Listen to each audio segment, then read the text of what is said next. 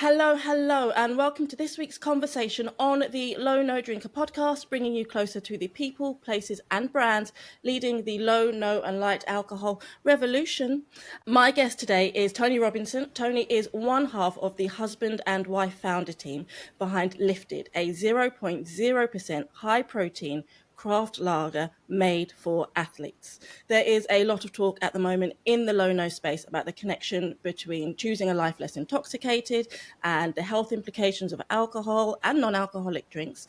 And Tony and his team have created a product that sits right in the center of that conversation. It's low calorie, it's vegan, as I said, it's high protein, it's a one-of-a-kind offering. And today we're going to have a chat about the story about how this brand came to be, the challenges of being in a category of one, and what the future looks like for Lifted. And so far, with over 250,000 cans sold to date, I'm guessing the future is looking up. Get it? Because they're called Lifted. Looking up, right? I'm sorry, I couldn't help it. Hi, Tony. Very good. How are you doing, darling? Thank you for joining me. I'm doing great. Thank you very much. Thank you for that great introduction. I don't need to say anything else. You've just done it. That's it. End of the show. Thanks for coming. No, I think it's really, really interesting. And by the way, the cheesy jokes might not stop there. I am a fan of a cheesy 80s one-liner. But yeah, no, I think it's really interesting what you've done. I think it's really exciting in the space. I think that, as I said, you're in a category of one as far as my research has revealed. Yeah. And that's got to be quite challenging in and of itself. So before we get into all that, I always like to start by asking my guests to share the adventure, really, that led you to launch the brand. So start where you want to start. What was the journey that got you here?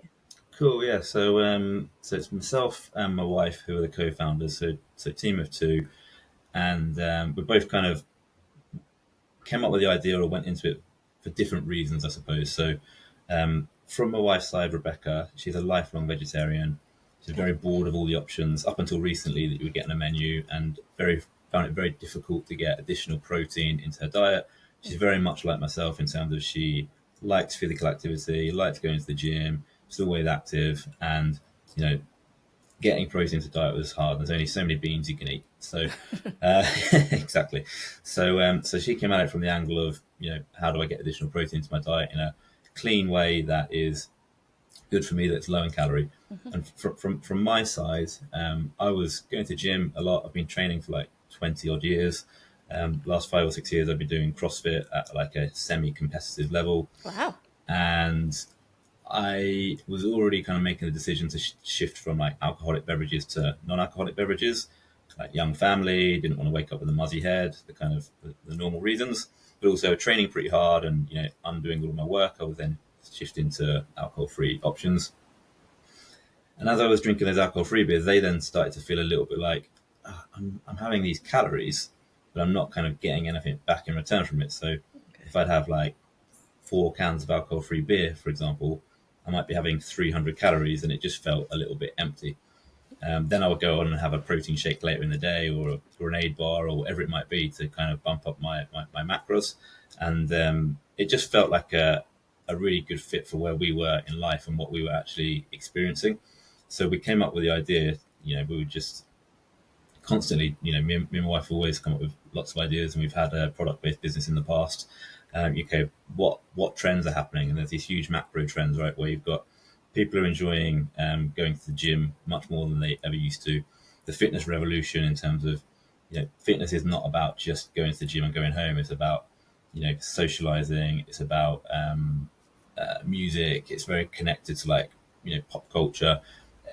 The fit just and the timing just felt right to bring out this product, which is kind of hitting these huge macro trends. You've got people that wanted to increase the amount of protein that they have, yet reduce the amount of meat they want to eat. So there's all these trends that came together, and we felt that by coming up with this idea and this product, we kind of hit a lot of things all at once. I think you definitely did. You made some really good points there. And I like what you say about fitness and health is no longer just about going and getting as jacked as possible or getting as skinny as possible. That super huge guy and that size 0 girl thing is kind of phasing out now as people are looking after themselves more holistically. Yeah. And trying to find ways to incorporate different elements of their lifestyle to all add up to a healthier way of being, rather than just going, like a lot of people who listen to this show, they're not necessarily going, I'm never drinking alcohol again. They're going, I want to be able to make some healthier Yeah. choices at those times that suit. And I think that this fits in really well with that. That's what. That's kind of where we come up with our line, which is brewed for the stronger you, and it's just Nice. we're brewed for the stronger version of yourself, right? And it doesn't just relate to just having this one singular beer. It's all of those decisions, all those rituals, all those habits that you make as an individual that make you a stronger, better version of yourself. Whether it's fitness-wise, professional, family life, whatever it might be, we're brewed for a stronger version of you. I like that. I really like that. So tell me then about the process of creating the beer. Now, obviously, I'm not asking you to give out any proprietary secrets, but there's a lot of. I've done a few episodes on this podcast about functional drinks, and I've had some experts in different fields sort of talking about how drinks can be made, but nobody has spoken to me about protein. So, sort of from start to where you are now, as much as you can, what's the process of making a protein beer? So a lot of testing, I bet, as you might imagine, and you said we are kind of in a category by ourselves. I think that's why, because it's been a long journey and a difficult one, and a lot of testing, which has cost us a lot of capital. But eventually we've got it to a place where we are really happy with kind of what we've produced and kind of how the product is and how well it's been received. But it just started with literally first thing was get a scoop of protein, mix it into your beer. How does it taste, right? That's the first thing. And then it was, okay, what other proteins can I buy and start mixing into other non-alcoholic beers? And that was where it started, very, very simple, just testing. But then from there, we worked with some consultants who helped us kind of brew a 0% beer, because we were really keen. We were keen that we wanted it to be. There are a few things we wanted to hit with this, and 0.0% was something that we really wanted to hit, because we felt like if it's a fitness product, which it is, we didn't want it to have any alcohol in it, which could be classed as a toxin, because we just felt like it just messed with our brand story and messed with our message. We really wanted to hit that. And we really wanted it to be vegan or vegetarian, because Rebecca's coming out from this vegetarian angle. And we've had a lot of feedback from our customers saying, we love your product because it is those two things. And actually, they don't necessarily mind the protein. That's just an additional benefit. They actually come to us for a different reason. So we really wanted to do that. And it started off with a consultant. He helped us. And then once the consultant kind of passed us the IP and the recipe, we then started to work very closely with a brewery. So we still have the same brewery that we work with right from the beginning, right up until this point now. And I can't give away too much on the brewing process, because as I said, we have done a lot to get it to where it is. But the crux of it was using high quality products, high quality ingredients. And we had to source a protein that was completely soluble. That was one challenge. So we don't have a cloudy look. We don't want to look milky. We didn't want people to feel like it was a protein shake. It had to be completely soluble. It had to be clear. It also had to have either a sweet or a bitter taste, because that way we could work with it with regards to the beer profile, because beer is that balance of sweet and bitter. So we started off for a long time having pea protein, which was much more of a bitter taste, and we were able to work with that. And we eventually transferred it to a rice protein, which is a much more sweet taste.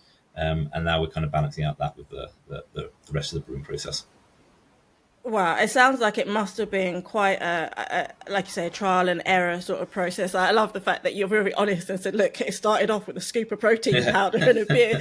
Let's see what happens. Because I guess where else do you start, right? You just got to figure it out. Yeah. So tell me then, for those watching, I've got a few cans here behind me. Let me show that to the screen. So lovely design. It's very simple. It's very clear. Tell me what it tastes like, because I think people are going to want to know, what does a protein beer taste like? So what's the flavor profile? Yeah. So first of all, you can't taste the protein. Okay. So that's one thing, is that it doesn't taste like a protein shake. It's not chalky or milky or gritty or anything like that. Okay. So I think the flavor profile is it's quite malt forward. It's quite a malty beer. Then we have some kind of noble hops in it, so it's more of a Pilsner feel, but it's very crisp and it's very refreshing, because we want it to be drunk at that moment when you've smashed a workout, finished a run, you're hot and you're sweaty, and you go, oh, I'm dying for a beer. That's when you drink it, and when you have it, then it is the best. Like it's so good. So yeah, it's crisp, it's refreshing, more like a pilsner style beer. Okay. Okay. And I was going to ask, that was going to be one of my questions, like who is it for and what occasions is it for? Yeah, Because obviously you mentioned that you do a fair bit of CrossFit. For anyone who doesn't know, CrossFit is just sort of crazy, intense weights and body weight exercises and madness. Go and check it out. It's so much fun to watch. Um, but I can imagine, but it's a very social sport as well. very Because you social. don't do Yeah, it in a gym, you do it in something called a box, and you all do it together as a group as opposed to individual workouts. So is this sort of like part of the end of that? You're all sitting there together, you're all sort of, or lying on the floor, dying, yeah. cracking a beer. Is it more for a runner? Is it more for the solo sports person? Who do you see drinking this? 100%. Great question. It's just like beer social. It's not necessarily meant to be drunk, by itself. It's supposed to be social. That's at least how we see it. We have two main types of places where this is drunk. So it is at the end of a event. Okay, so if you've just done something which is a big achievement, that's when it's drunk. Or like in that social setting at the end of a day at CrossFit gym, that is when it's that's when it was made to be consumed, in those moments where you want to increase that sense of community. You want to have friends that have just done something together, have that sense of accomplishment, coming together. Their endorphins are already high. That crack of a beer like keeps that kind of vibe and energy going. So that's the one area. And we do a lot of events, and kind of at the end of events, when people are finished for the day, that's when they really come to us and get that ice cold beer feeling. And the second place where it gets drunk a lot is just in the home. So we have a lot of tags on Instagram and social media of people in front of TV watching football, for example, like the classic, like feet up, can of lifted in the hand. And they go, what better way to spend the day watching X, whatever it is. And that is, I think, something we didn't expect. We thought it was going to be much more drink in that social setting, but actually it's something that people are unwinding with at home. And I think they're just swapping out the either regular beer or a regular alcohol-free beer and going, I'm watching football, I'm going to have a beer, but it's going to have protein in it as well. And it's like, if I was already the same journey I was on, if I'm already drinking alcohol-free beer, why would I not have one that was better for me or macro-friendly? Yeah, absolutely. And I love that you can have it whilst you're after you've participated in sports or just watching other people Yeah, doing it. yeah, You yeah. covered both ends. My husband just did a tough mudder. We love doing tough mudders. This was his fourth. I've only done two. And he got really excited. Well, I told him that I was speaking to you because he got really excited because he was like, oh, maybe that's the kind of thing that it might have at the end of the race. So when you do Yeah. these obstacle races, they always have a couple of free drinks for people because obviously they're exhausted. But I could really see something like Lifted being in that sort of space, and really jumping into that sort of public sportsmanship, camaraderie sort of occasion, like some other Yeah. brands that are obviously there's the huge brand from the States who have made their sort of name by being part of sports. And I could definitely see that being a perfect fit for something like Lifted. Yeah, it's 100% like the direction we want to go in.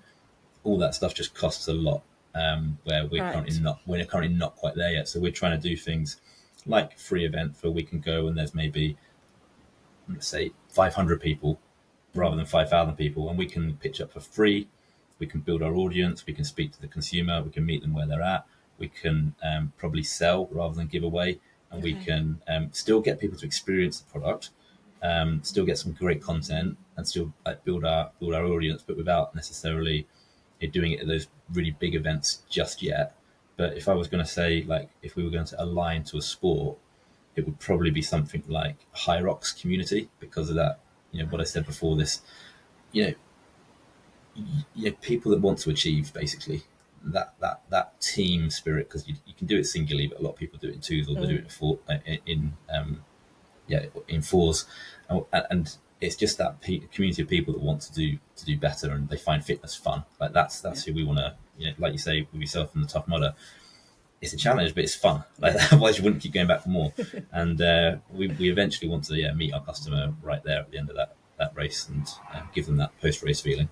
Yeah, yeah. High Rocks is looks intense. It's sort of like it's a cross between like what is it? How do you say, like obstacles and CrossFit and just intense team workouts, right? Yeah, I'll give you the very brief rundown of it. It's I think it's 8 or 10 stations, and in between every station you do a 1K run.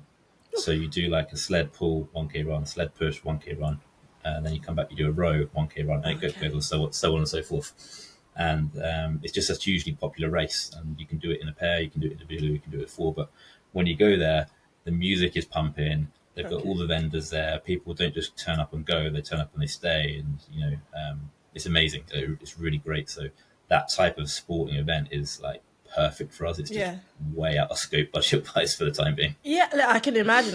First of all, that definitely sounds like the kind of thing you'd need a beer afterwards. So Exactly. that perfect fit. But you're right. And I think one thing a lot of founders that come on this show, I like that you're all quite honest and open about the fact that, excuse me, these things cost money, right? Mm-hmm. It's not just, you should be here and you should be there. It's like, well, actually, you have to pay to play, right? And you have to put your hand in your pocket first before you get the chance to get that exposure. And it's not easy for a small brand. But you guys are doing quite well. I mentioned in the opening that you've sold over 250,000 cans so far. Is that accurate? Yes. Yeah. That's huge. That's huge. So I feel like what we found with our customers is that they're incredibly loyal.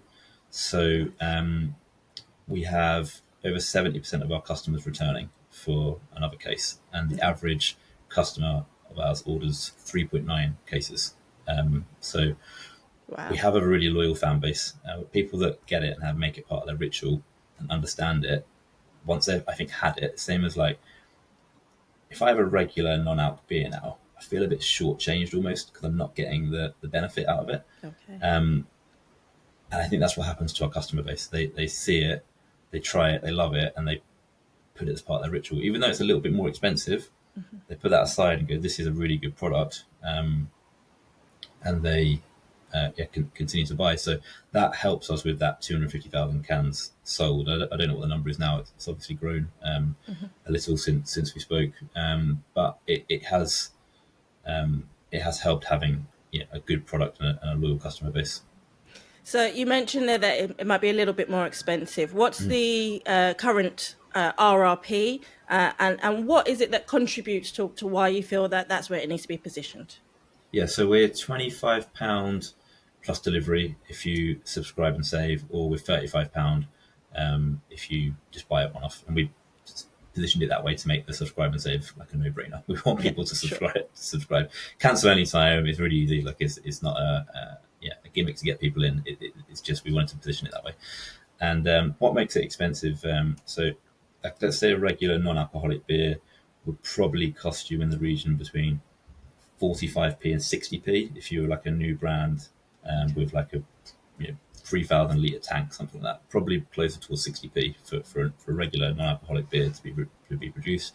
For us, because we have the additional protein, that is a huge part of our cost. Is probably 40% of our costs is the protein itself. So our beer costs more like £1 to manufacture rather than 60p. So therefore, then you start to add in the costs of the cans, the labels, the boxes.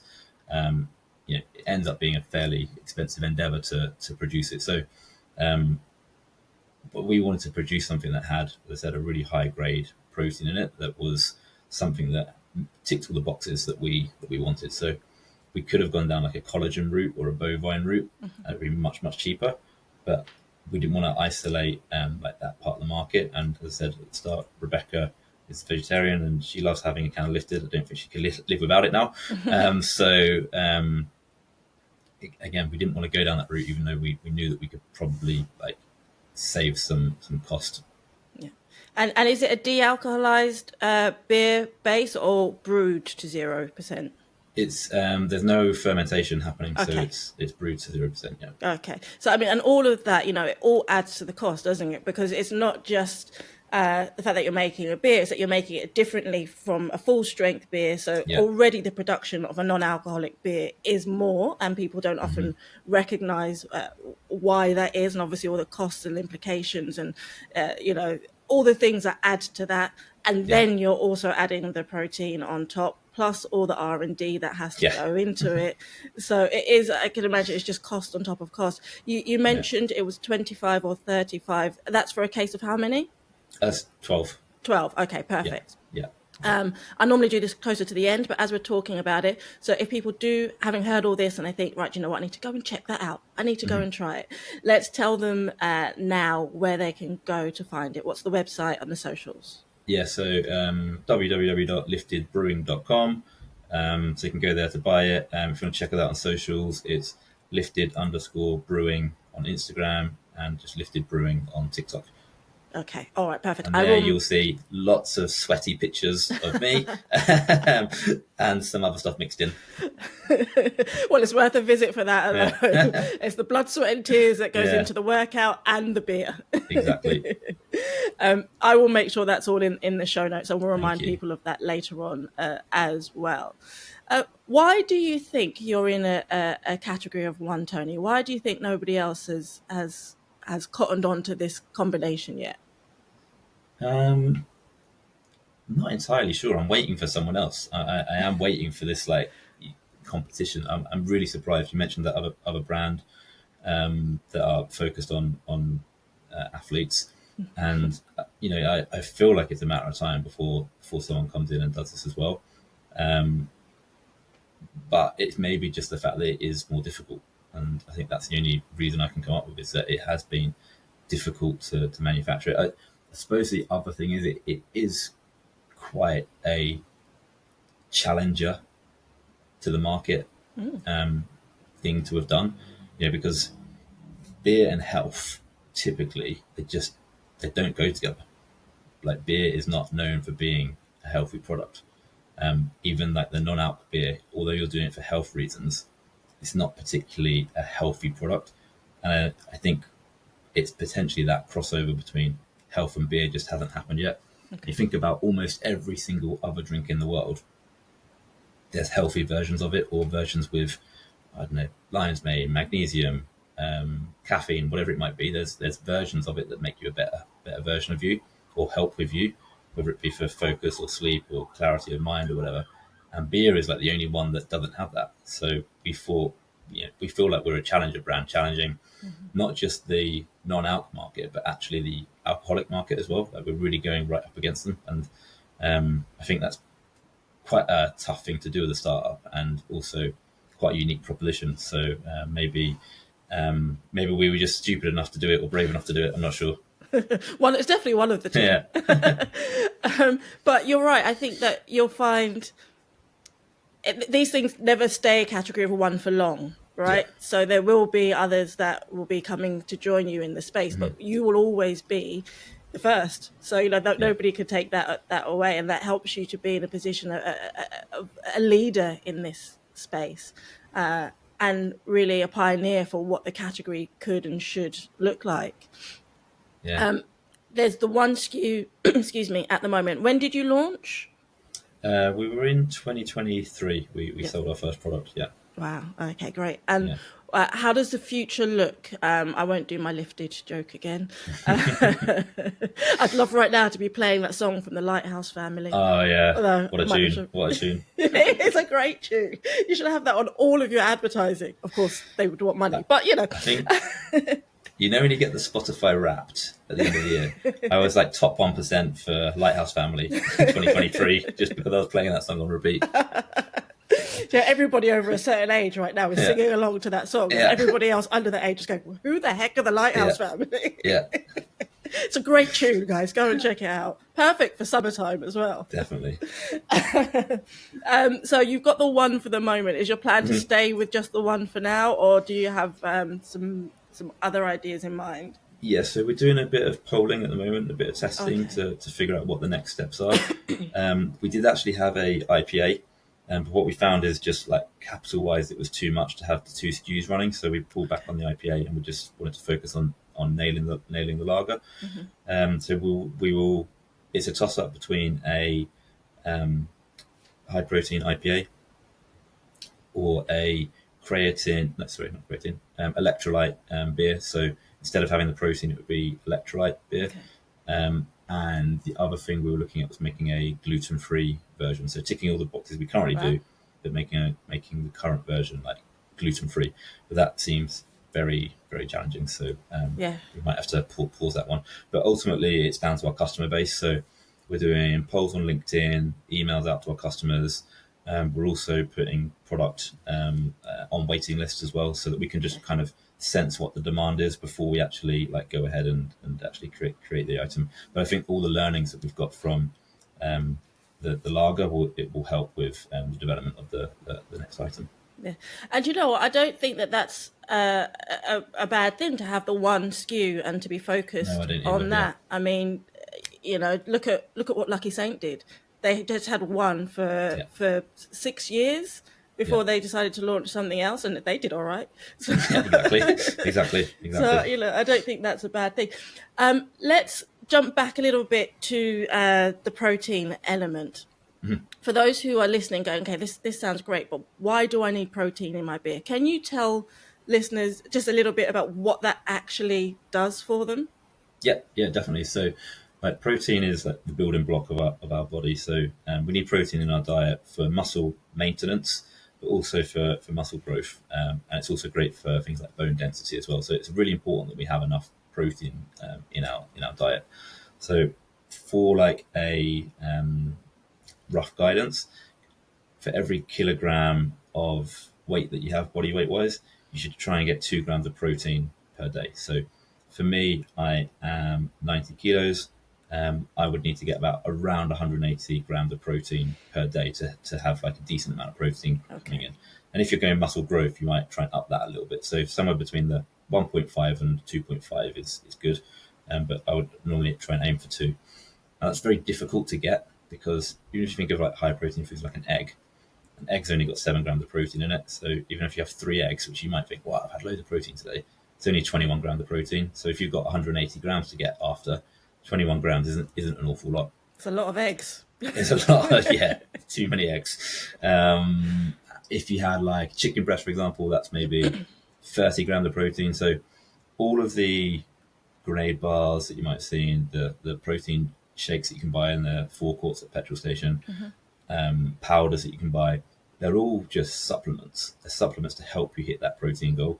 They're not intended to be your diet. They're not intended to take away from your meat, your beans, your eggs, all the other ways you get protein. They're just there to help you hit those goals because it's really hard to hit them. So we see ourselves as just another way to get to hit those protein goals, especially if you're already drinking the non-alcoholic beer version, and it's already part of your ritual.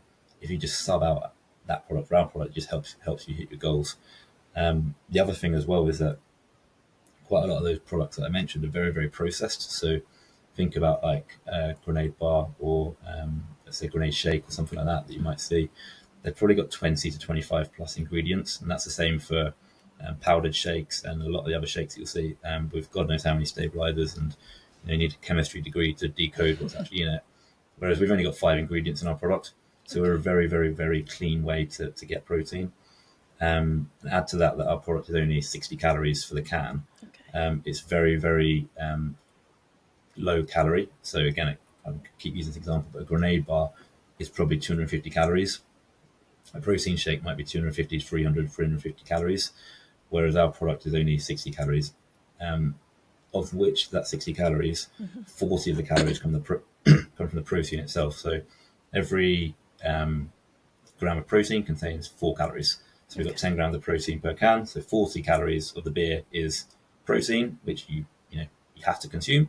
And then the actual beer itself is only around 20 calories, which is super low. And there are some that are like ever so slightly lower that are on that low calorie side, but it's a very, very low calorie drink and a very clean way to get protein into your body. Wow, thank you for that. That's really, really insightful. No, it's good because I think, often you can speak to people about functional drinks and, they can mention, lion's mane or L-theanine, but I said, but why do I want that in my drink? What's it doing for me? And how does it fit into my lifestyle? But it sounds like this, although obviously your sort of ideal customer advertise is around the sports element, people either participating or at home watching the footy, Yeah. that this could also fit into the lifestyle of just your average low-no drinker who Yeah, might need to, up their protein intake.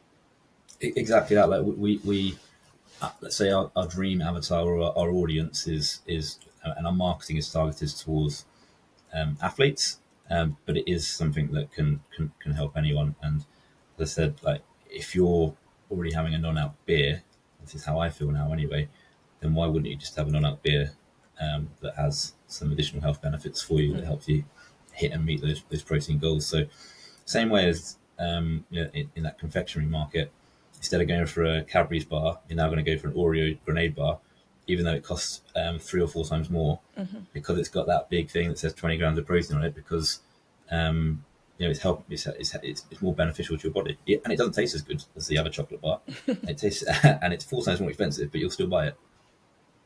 Yeah, absolutely. And then you're sort of chewing on it forever with those things, aren't you? My husband eats them all the time. I'm just like, it's not worth it. It's not worth it. Yeah. You mentioned like the health side of beer and that perspective that people have. Obviously, beer with alcohol, any health benefits that might be in there is going to be marred by the fact that the alcohol is there. Alcohol-free beer is having its own challenges with things like sugars and other ingredients that might go in there. Now, you mentioned that yours is low calorie. I believe it's low sugar as well. And also hops, which obviously is the main ingredients of beer, are actually quite health giving. I think people don't recognize that hops by themselves are actually quite good for you. I don't know all the chemical scientific reasons why. So it sounds like this could be part of sort of a healthier lifestyle change as well. Is it low sugar as well as low? Yeah. So, and let me just double check. I think it's 0.1 grams of sugar per 100 mil. I was going to grab a can, but I'll pull my whole computer off if I do that. I think it's 0.1 grams of sugar per 100 mil, where typical old lady eyes on. Yeah. 0.3. 0.3 grams per 100 mil. Yeah. So it's 1 gram of sugar basically per can. Yeah. I think to be considered a low sugar item, you have to have less than 5 grams of sugar per 100 mil, which is crazy that that's low. But a normal non-alcoholic beer is probably around 1 to 1.5 grams per 100 mil, and we're 0.03. So we're probably 30 to 100% like less sugar than a regular non-alc beer. So we're definitely low on the sugar side. That's fantastic. It sounds like it's got so much great stuff going for it. I can really see this as being, like I said, the start of a category that's really going to gain more traction. And also in places, we mentioned that the sporting events as well. But I know when we spoke before, it seems to me like there's a great opportunity, because we're talking a lot at the moment about getting more quality low no options into venues. Excuse me, for people to be able to have a good choice when they're going out. And I could definitely see something like this in like sort of competitive socializing spaces, which are really taking off at the moment. Yeah. Of what the swingers and that sort of thing. Yeah, so I think that's an area that we haven't quite nailed yet, and that we would really, really love to. But that kind of like, darts bars, mini golf bars, shuffleboard bars, like that type of thing, where there's that competitive element. And people aren't necessarily going for the night out; they're going for meet up with their mates. It's like they're not going for a big night out; they're going to do something fun and do an activity. I think that's an area for us where we see a lot of potential. It's just probably, like we said, that we've got a lot going for our product. It's actually quite hard to communicate all of that, and we spoke for half an hour now, and there's still more I could say about the different things that we've got going for our product. So we have to be very I suppose nailed down in what it is we're trying to achieve and what it is like our main core audience. But yes, I do see like those bars as an area for us. We've not managed to get any listings in anywhere like that at this stage. I think we are still a bit of an early adopter type of product. So some people get it and they love it, and some people still like, what's the point? I don't get it. Put the alcohol back in, that type of thing. So we are coming up against a few challenges and obstacles when it comes to getting those types of listings. Yeah, I mean, first of all, it's early days, and the whole category is having that sort of struggle to get. I mean, obviously, there's a few that have done it really well, but people in your position, so it's it's the ongoing journey.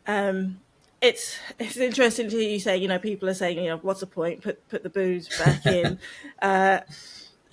We're hoping, aren't we, that rhetoric is no longer needed, that people are starting Yeah. to get it, but not everyone's there yet, are they? No, I did a CrossFit event at the weekend. So very much CrossFit, so crazy workouts, fitness community. Yeah. And I pitched up at like 9 a.m. and the first person that came to speak to me goes, "You got an alcoholic version?" I was like, "Oh no, not this again." The second person that comes to speak to me, "Have you got an alcoholic version?" No. And then, eventually we get there. But I think for some people that's just a way to start the conversation. I'm not sure how much they actually meant that, but and there's the social media trolling. A lot of it is about what's the point? Make an alcoholic version, etc. I'm sure if you made an alcoholic version, I guarantee you would do really, really well because of the fact that there would be demand for it. But it completely goes against our brand mission, our values, which is to be brewed for a stronger version of yourself. Okay. So as much as we could do that, it's not something we would ever go into. Absolutely, stand your ground. I mean, this is who you are, and like many of the best founders out there, you and your lovely wife have decided to solve for a problem that exists because you are facing it yourself. And I mean, you could make an alcoholic version, and it probably would fly off the shelves, but that doesn't mean that it's what should be done. Exactly. Leave that to those who are still in the booze business. Exactly. What else would you like people to know about Lifted? Because you mentioned there are tons of things that you could say, but in terms of people really understanding the brand, what is it that you would like listeners to know? So I think from like a product point of view, just that we are like the only people that are doing this in the UK, and we have been sort of really working hard to get the brand out there, and hopefully some of you will have already heard of it and know about us. And I think that the other thing is like we really are wanting this to be a product that is for like the high achievers, the people that want to make progress, the people that are putting the work in, the people that are as I said, looking after their family, doing the right things, making the right habits, and having the right rituals in place. That's who we are. We know we're not for everyone. We get that, and we're happy with that. We embrace that, but we are for those people that really want to push themselves and progress. So I think that's it really. And there's a tendency to always talk about your features of your product in terms of, I'll list them out. We're 10 grams of protein per can. We're vegan. We're low calorie. We're low sugar. We've only got 5 ingredients. We have a lot going for us. And that's a tendency, is to always go feature led, but actually we want to kind of be a bit more led by, this is a product you want to be seen with. Like if you're at the barbecue drinking a can of Lifted, you're the one that's got the status symbol because you're the one going, no, I'm all right. I'm just going to have my can of Lifted. And that's kind of where we see ourselves. Nice. Very, very nicely said, Tony. Let's remind people where they can go and buy the beer and find out more about you. Yeah, so it's liftedbrewing.com, or on Instagram it's lifted_brewing, or on TikTok it's lifted brewing. Okay, fantastic. It's been really interesting talking to you and finding out more about this. I love that we get to bring something that people might not have heard about before, might not have considered before, and hopefully something new for people to try and go and experiment and investigate with. So do go and check it out, guys. Thank you. It's time now, before I let you go, for my final question, Tony, which is one that I ask everybody who comes on the pod because I believe in spreading the low, no, light love around the world. So you mentioned a barbecue earlier on. You preempted. You knew what question was coming. So we've had some lovely sunny days lately. So barbecue season is upon us, and you are off to a barbecue with your wife, with your mates, and you are bringing some great low, no drinks along with you. Now, obviously, several cases of Lifted, Of course. everybody to enjoy. Yeah. But other than your own brand, what else would you be bringing along to enjoy at a barbecue? You know what? It might be unpopular opinion. Okay. But I do like the Punk IPA, non-alcoholic Okay. Punk IPA. I think that is, because it's so accessible, you can pick it up. Like I've got a co-op 2 minutes from me, and I can, if I'm out of Lifted, I'll pick up the Punk IPA. If I had a bit more time and foresight and prep, and I was ordering in advance of the barbecue, I'd probably go for a Big Drop or something like that. It would be a beer. I'm a beer drinker, so I would go for another non-alc beer. And I think Big Drop make really good products. I was drinking them way before we started Lifted. They were actually some of the inspiration for like what we wanted to achieve and create. So thank you to those. And yeah, that's what I would have. Yeah, punchy flavors with Big Drop as well. Punchy, yeah. Yeah, and I spoke to Rob on the podcast many episodes ago. Lovely chap, and they're really making great beers that sort of, when you want that fuller flavor, more akin to a full strength alcohol, because they've got that sort of hop forward flavor. So that's a couple of great choices there. That's yeah, go ahead. Sorry, I was gonna say that's what I would go for. That's my, I've always been more hoppy, ale kind of beer drinker, and that's why I think I've loved their products so much, because I think that they are hop forward and they have a punch. Yeah, and I like what you mentioned about the Brewdog Punk IPA, because they are everywhere. It is, like I said before, some brands are doing very well in the supermarkets, as in they're in there, as I've discussed on many other episodes. Just because a brand is in the supermarket doesn't mean they're actually making loads and loads of money. It's very expensive to be in supermarkets. But it is good that we're now seeing more and more low, no, and light products available in more spaces. And it used to be just your big supermarkets, but now you're right. Yeah. If you're popping to someone's house and you haven't got anything, you can now go into your Tesco Metro or your Sainsbury's local or just your Co-op, and you can still find options in the smaller stores as well. I think in my Co-op we've got, and it's only a small one, there's Corona Zero, Moretti Zero, Peroni Zero, Brewdog. I think there's is it Adams Zero, which is like an ale, and a couple of ciders. I'm like, that's crazy to have all of that selection in a tiny Co-op, right? To have like 5 or 6 options is great. It's really fantastic. The times, they really are a changing, Tony. There we go. Thank you so much for joining me today. It has been great chatting to you, and good luck with everything you're doing. I think it sounds like a fantastic project. Thank you so much for having me. It's been a pleasure.